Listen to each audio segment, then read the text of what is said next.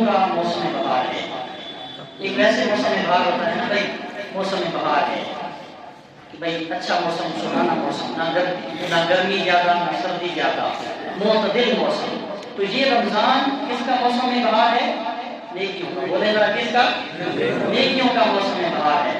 اور ان نیکیوں کے موسم بہار میں بھی اگر ہم نے نیکیاں نہ کمائی اور نیک اعمال ہم نہ کر سکے تو پھر ہماری زندگیوں پر بھی افسوس ہوگا، ہمارے طرز معاشرت پر بھی افسوس ہوگا، ہمارے طرز معیشت پر بھی افسوس ہوگا۔ ایک مشہور حدیث پاک ہے، آپ سارے لوگوں کے علم میں ہوگا، اللہ کے محبوب صلی اللہ علیہ وسلم ممبر نبوی کا کنسپٹ بہت پرانا ہے۔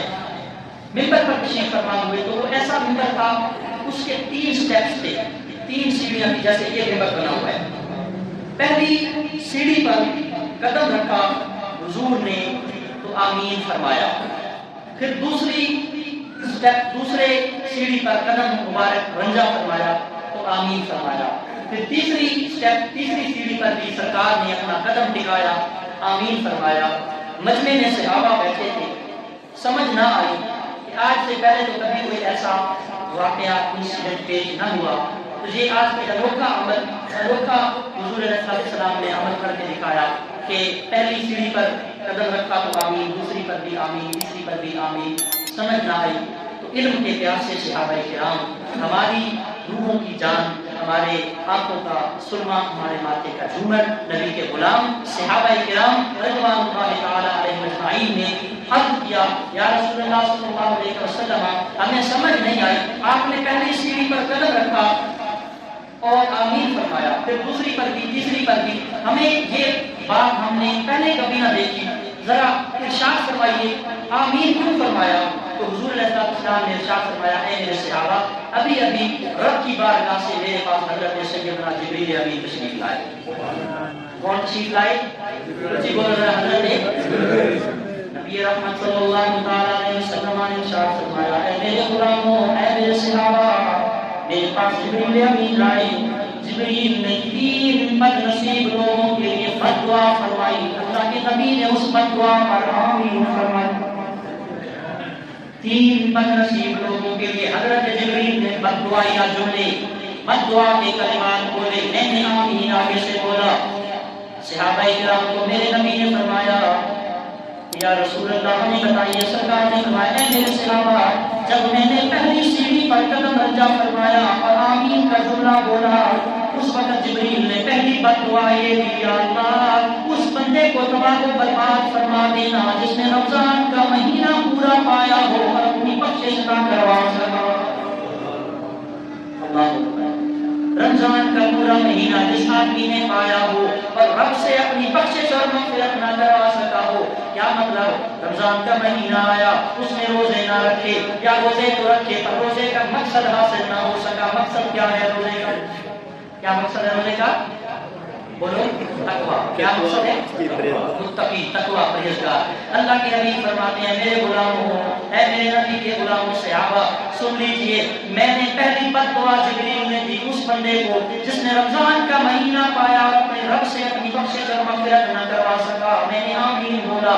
جبریل نے دوسری بد دعا دی، یا رسول اللہ وہ کون سی؟ سرکار نے فرمایا، وہ بندہ تباہ و برباد ہو جائے جس نے اپنے والدین کو بڑھاپے کی عمر میں پایا، اپنے والدین کی خدمت نہ کر کے جنت نہ کما سکا، وہ بڑا بد نصیب ہوگا۔ اللہ اس کو بھی تباہ و برباد کرے، اس کی ناک خاک آلود ہو جائے، اس کو اللہ دنیا میں ذلیل و رسوا کرے جس نے بڑھاپے کی عمر میں اپنے والدین، اپنے ماں کو یا باپ کو یا دونوں میں سے ایک کو حالت بزرگی میں پایا اور ان کی خدمت نہ کر کے جنت نہ کما سکا، اللہ اسے بھی تباہ و برباد کرے۔ میں نے آمین بولا۔ اور تیسری بات دعا جبریل نے یہ دی، یا رسول اللہ، اللہ اس بندے کی بھی ناک خاک آلود کرے، مطلب دنیا میں ذلیل و رسوا کرے جس کے سامنے میرا ذکر کیا جائے، میری ذات پر درود و سلام نہ بھیجے۔ سبحان اللہ۔ سارے دوسری پڑھو، اللہم صلی علی سیدنا و مولانا محمد وعلی آل سیدنا محمد وبارک وسلم۔ میرے نبی صلی اللہ علیہ وسلم نے رہتی دنیا تک کے لوگوں کے لیے یہ میسج اپنے صحابہ کو بتایا کہ قیامت میری امتی یہ سماعت کر لیں، یہ سن لیں، رمضان کا مہینہ آئے تو غفلت میں نہیں گزارنا، جب میرا نام آئے تو درود و سلام بھی پڑھنا ہے، اور اگر والدین بڑھاپے کی عمر میں خدمت کے لائق ہو تو ان کی خدمت کر کے اللہ سے جنت حاصل کر دی جائے۔ محبوب کائنات فخر موجودات صلی اللہ علیہ وسلم نے آمین فرمایا۔ بھائی حضور کی زبان سے جو جملہ نکلتا ہے کائنات ادھر کی ادھر ہو جائے، اللہ اس بات کو ٹالتا نہیں ہے۔ اللہ کا نبی بڑا ڈاکٹر ہوتا ہے، نبی کی ہر دعا بھی قبول ہوتی ہے اور ہر بد دعا بھی قبول ہوتی ہے۔ نبی جو بھی دعا مانگتا ہے اللہ اس کو رد نہیں فرماتا، قبول فرماتا ہے۔ اگر بد دعا کرتے تو بد دعا بھی لازمی قبول ہوتی ہے، رد نہیں ہوتی۔ تو حضور کے سامنے جبریل نے 3 بد رسولوں کو 3 بد دعائیں دی، ان کے اوپر سرکار نے آمین کہا۔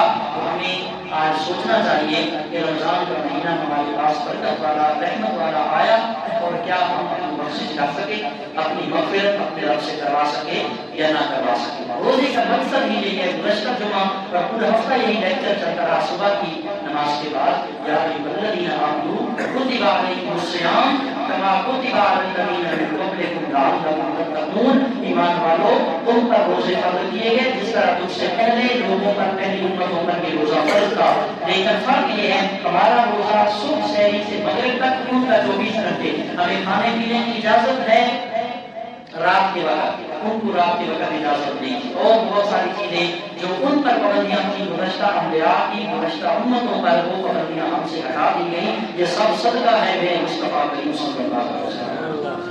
تو ڈیورنگ رمضان کے دوران بہت سارے لوگوں کا سوال ہوتا ہے، ابھی بھی فون آئے، میسج آئے واٹس ایپ پہ، کٹنگ کروانا کیسا ہے؟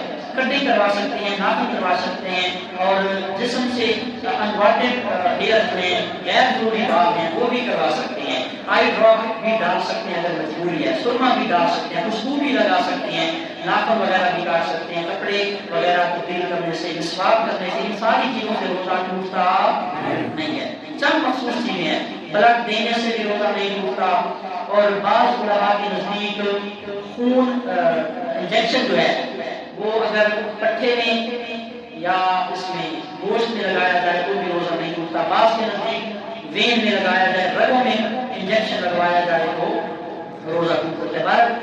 وائٹامن کا اگر کوئی انجیکشن ہے طاقت کا تو اس کے ساتھ روزہ فاسد ہوگا، ٹوٹ جائے گا۔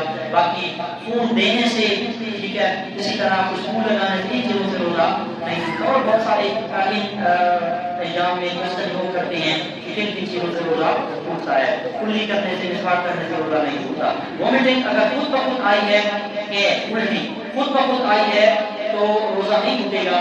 ایک شرط یہ ہے کہ اگر جو آئی اس کو واپس دوبارہ اندر نہ جانے دیں، اس کو سارا باہر نکالیں گے۔ وومیٹنگ ہے الٹی جو نکلی اس کو باہر نکال دیں، کلی وغیرہ کر لیں، صاف ہو جائے گا، روزہ آپ کا برقرار ہے۔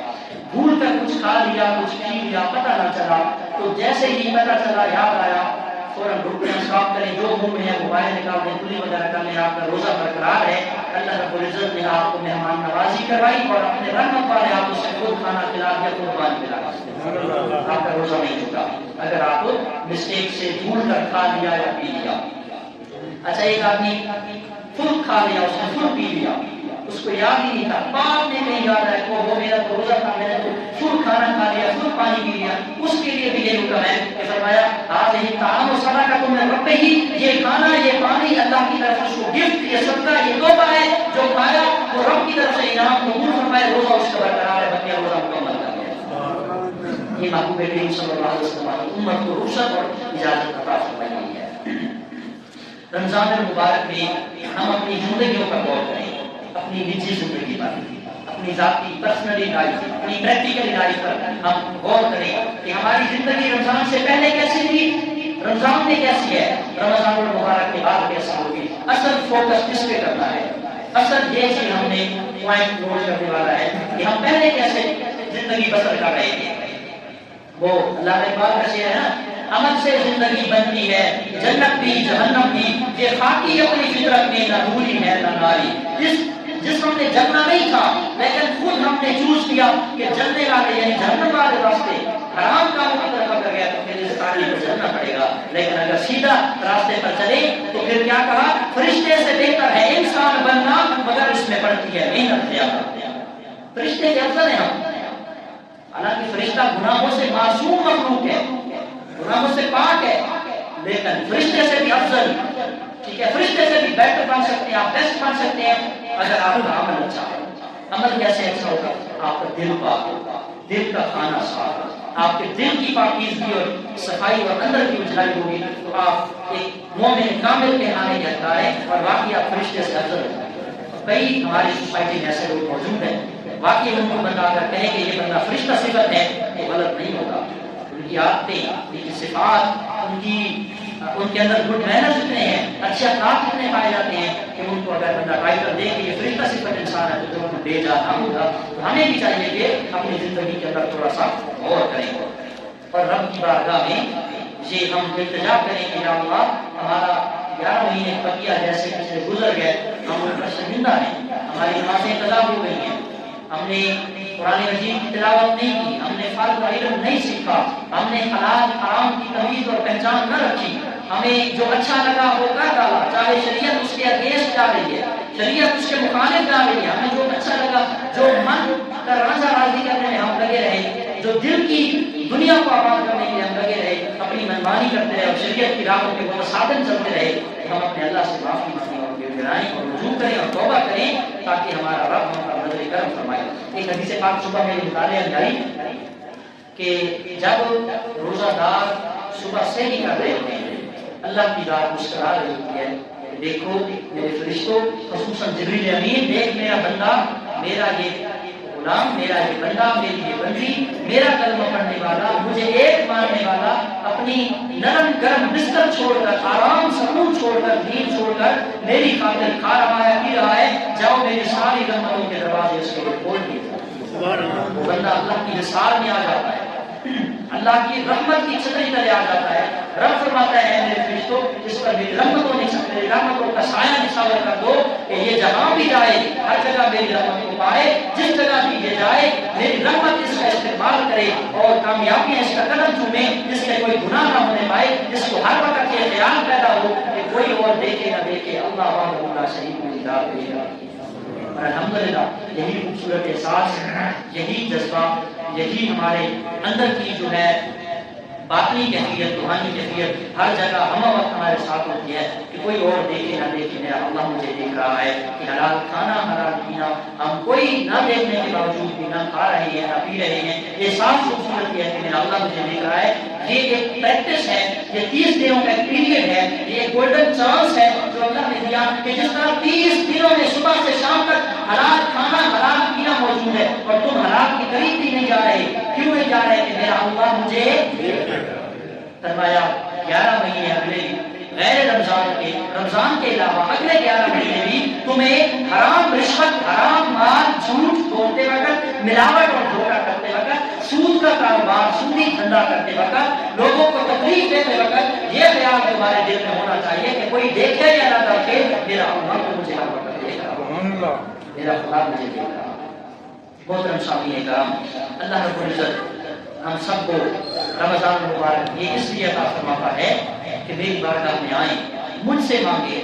اور حضرت عمر بن عبدالعزیز رضی اللہ تعالیٰ عنہ آپ فرماتے تھے حاسبوا قبل ان تحاسبوا, لوگوں حساب کر لو اپنا اپنا قبل اس کے کہ تمہارا حساب ہو لے. ہم اللہ سے چاہتے ہیں نا کہ ہمیں معافی مل جائے, چاہتے ہیں نا, امید رکھتے ہیں نا کہ اللہ ہمیں معاف فرما دے, پھر ہمارا بھی حق بنتا ہے کہ ہم کے خدا کو معاف کریں. دل میں جو پلیدگی پالی ہوئی ہے نا, اندر کو جو ناپاک کیا ہوا ہے, کسی مومن کا کینہ رکھ کر, بغض پال کر, حسد کے کتے باندھ کر, منافقت کے جو ہے خنزیروں کو اندر دل کے اندر باندھ کر, یہ ہرگز میں توقع نہ رکھ. اللہ سے یہ توقع رکھتے ہیں کہ وہ معاف کرے. پھر مخلوق کے خدا کو معاف کرنا سیکھو, تم مخلوق کے خدا کو معاف کرتے آؤ گے, قیامت کا دن ہوگا. حدیث پاک کا مفہوم ہے, اپنی اسٹیٹمنٹ نہیں, اپنا فتویٰ نہیں, حدیث پاک کا مفہوم ہے کہ بندہ دنیا میں رہتے ہوئے مخلوق کو اگنور کرتا ہے, معافی دیتا ہے, اپنی وجہ معاف کر دیتا ہے, عیب نہیں اچھالتا, کینہ بغض نہیں رکھتا سینے کے اندر. قیامت کے دن آئے گا, اللہ فرمائے گا اے میرا بندہ تو مجھ سے بڑا رحمان ہے, تو مجھ سے بڑا رحیم ہے, تو مجھ سے بڑا معاف کرنے والا ہے, تو مجھ سے بڑا غفور ہے, تو مجھ سے غفور بھی کم ہے, رحیم بھی کم ہے, رحمان بھی کم ہے, معاف بھی کم کرنے والا ہے. آج تو کیا ہو گیا, اگر گناہ لے کر آیا ہے, میں تجھ سے غفور بھی